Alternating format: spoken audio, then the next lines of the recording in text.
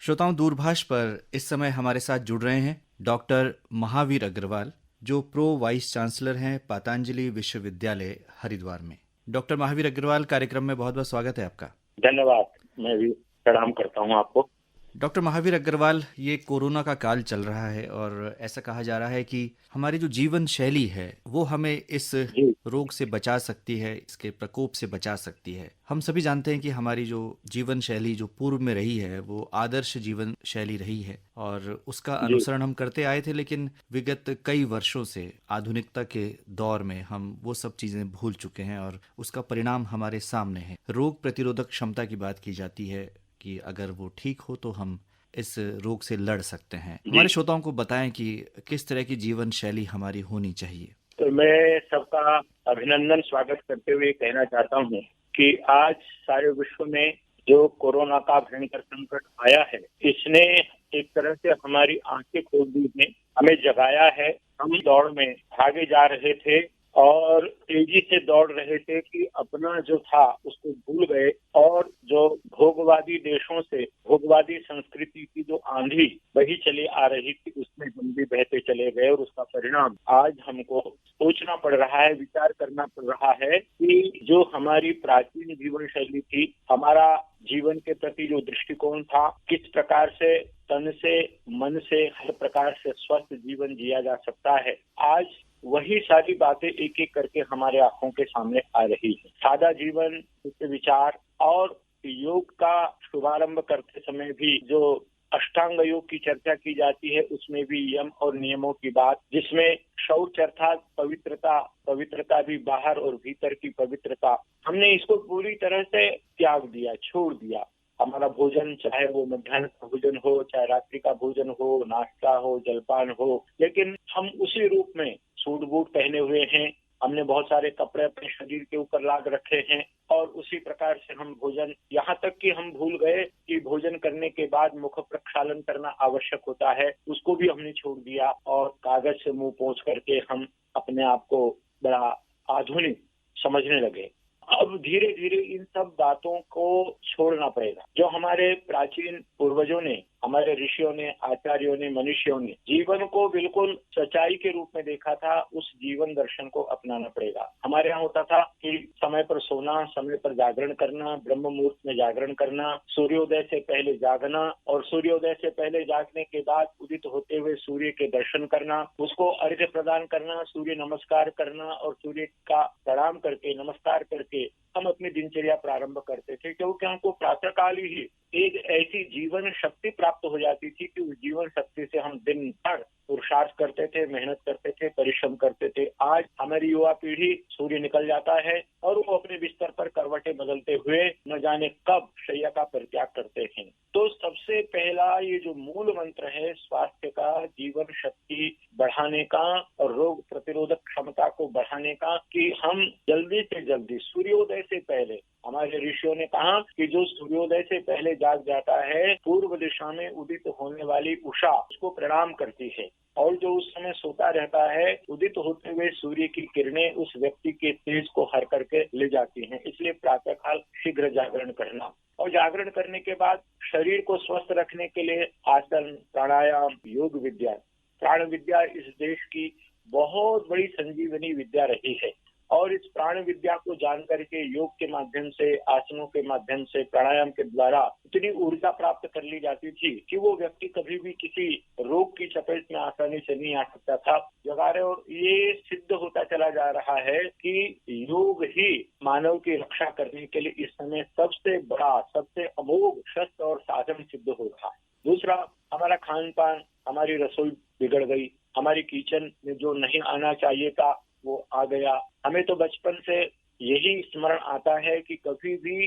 अपनी पाकशाला में, रसोई में कभी जूता, चप्पल इस प्रकार की चीजें लेकर के जाने का कोई प्रश्न ही उत्पन्न नहीं होता था, लेकिन आज रसोई में भी सब कुछ जाता है। इन सब चीजों से बचना पड़ेगा। मेरा जन्म स्थान महाराष्ट्र है और महाराष्ट्र में मैंने देखा कि कोई व्यक्ति अपने घर में किसी भी प्रकार से जूते, चप्पल आदि लेकर के प्रवेश कर ही नहीं सकता। बाहर ही ये सारी चीजें उतार करके और नंगे पैर ही अपने घर में प्रवेश करना होता था। हमने डाइनिंग टेबल पर बैठ करके भोजन करना प्रारंभ कर दिया और इसको एक तरह से अपने गौरव की बात हम समझने लगे। प्राचीन काल में नीचे बैठ करके, आसन लगा करके और उसमें भोजन ग्रहण किया जाता था और उससे वो भोजन हमारे लिए अमृत का काम करता था। हमें जीवन में सद्विचारों से, श्रेष्ठ संस्कारों से, उत्तम भावनाओं से ओतप्रोत करता था। उसको फिर से हमको स्वीकार करना पड़ेगा। जो जो हमारा प्राचीन था, जो जो जीवन के लिए कल्याणकारी था, हमने अपने देश में कभी भी हाथ मिलाने की परंपरा को नहीं देखा। प्राचीन काल में किसी भी बड़े से बड़े व्यक्ति को देख करके और दोनों हाथ जोड़ करके अभिवादन करना, नमस्ते करना, प्रणाम करना, ये हमारी परंपरा रही है। आज कोरोना संकट ने दुनिया को फिर से जगाया है कि नहीं, ये परंपरा ठीक नहीं है। हमको दूर से ही, बड़े हैं तो बड़ों के सामने झुक करके, अपने से छोटे हैं तो दूर से ही अपने हाथ इस प्रकार से दे करके कि हम जैसे आशीर्वाद की मुद्रा में उनको कुछ दे रहे हैं, अपना प्यार दे रहे हैं। ये सारी हमारी स्वस्थ परंपराएं हैं, इनको अपनाना पड़ेगा। पाकशाला को ठीक करना पड़ेगा। भोजन में जो नहीं खाना चाहिए, अभी बहुत सारे समाचार पत्रों में इधर उधर ये आंकड़े आ रहे हैं कि जिन लोगों ने शाकाहारी भोजन और बिल्कुल अपना जो भारतीय परंपरा का भोजन ग्रहण किया है, उनकी जीवन शक्ति जो मांसाहारी हैं, मदिरापान करने वाले हैं, दुर्व्यसनों के दलदल में फंसे हुए हैं, धूम्रपान आदि करके अपने फेफड़ों को, अपने जीवन को नष्ट कर रहे हैं, उनकी तुलना में इन व्यसनों से मुक्त लोग, शुद्ध शाकाहारी, जिसमें हम तो तुलसी के भक्त हैं, हम पीपल की उपासना करने वाले हैं, हम अपने घर की जो गृह वाटिका है उसमें उत्पन्न होने वाली सब्जियां, उसमें उत्पन्न होने वाली हरी सब्जियां, उनका सेवन करके जो अलौकिक आनंद अनुभव करते रहे हैं, आज फिर से हमको उस तरफ लौटना पड़ेगा।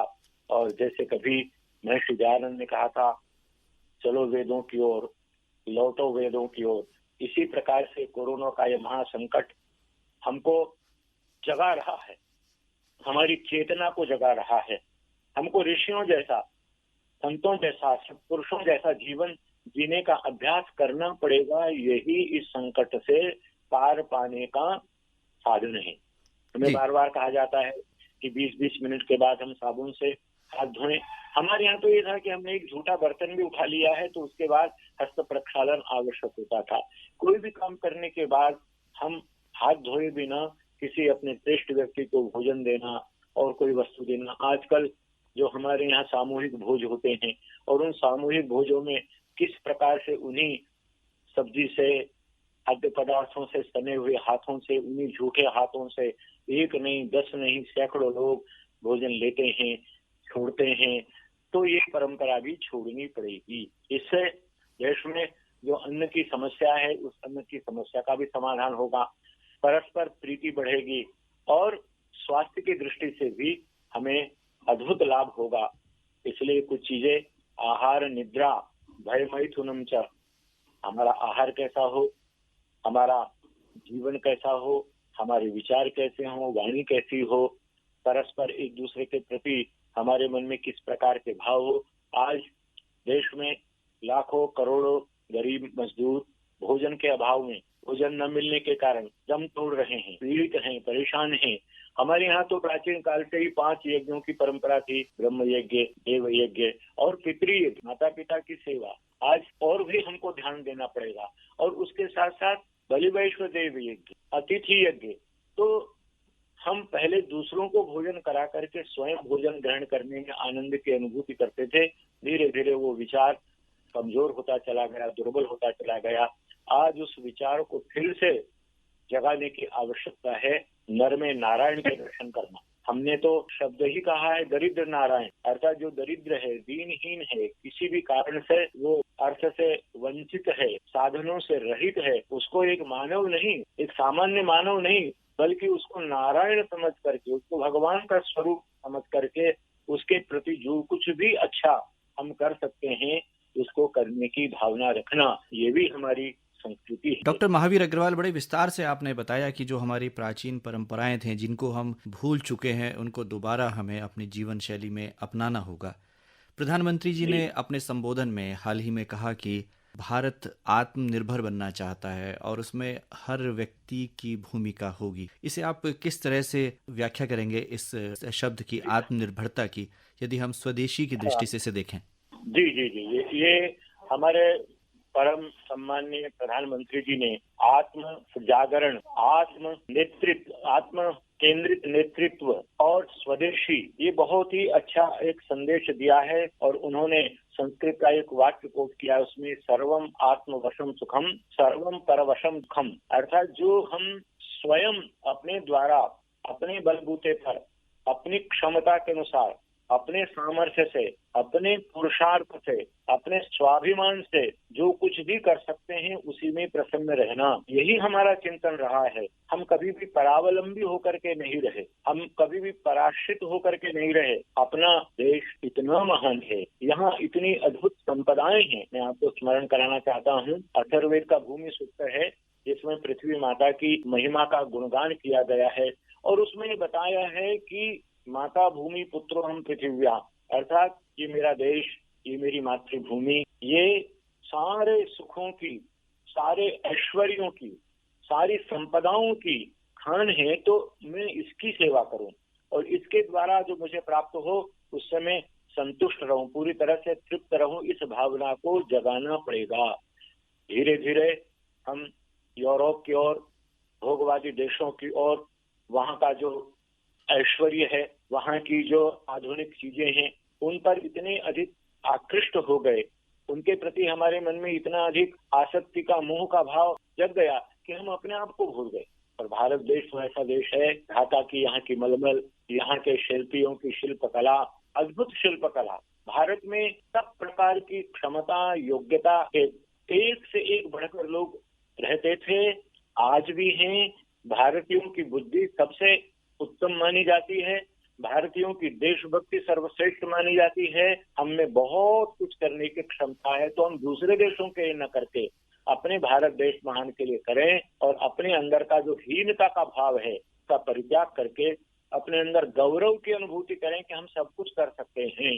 अहम इंद्रो न पराजिज्ञे, मैं इंद्र हूँ, मुझे कोई भी पराजित नहीं कर सकता। इस भावना को लेकर इस देश के 130 करोड़ देशवासी संकल्पवान होकर के और आत्मनिर्भर होने की भावना से आगे बढ़ेंगे तो दुनिया की कोई शक्ति नहीं है जो हमारी विजय यात्रा को अवरुद्ध कर सके। डॉक्टर महावीर अग्रवाल, आकाशवाणी से जुड़ने के लिए और इतनी महत्वपूर्ण बातें हमारे श्रोताओं के साथ साझा करने के लिए आपका बहुत बहुत धन्यवाद, बहुत बहुत आभार।